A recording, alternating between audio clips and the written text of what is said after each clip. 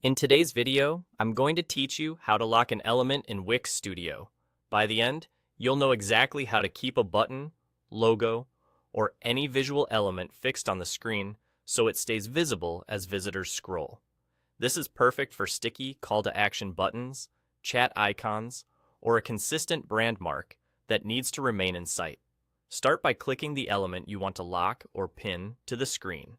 Make sure the element is clearly selected so the right settings appear. With the element selected, look to the panel on the right side of the editor. This is the inspector. It's where you'll control layout, position, and behavior. Inside the inspector, open the position settings. Here, you'll see the current position type for your element. Change the position type to pinned. This tells Wix Studio that the element should stay fixed relative to the viewer's screen, instead of flowing with the rest of the page content. After switching to pinned, set it to pin to page.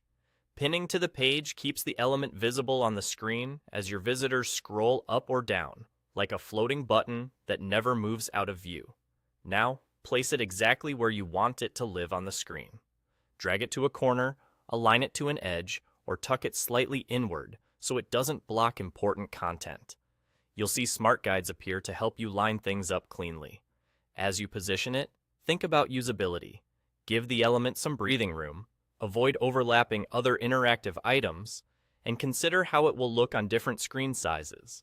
A small offset from the edges often looks more polished and is easier for users to tap.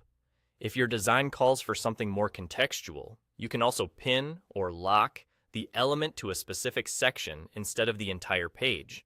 When pinned to a section, the element stays fixed while that section is in view and then releases once the visitor scrolls past it. This is a great choice for section-specific prompts, highlights, or navigation that only needs to be present within a certain part of the page. That's all it takes.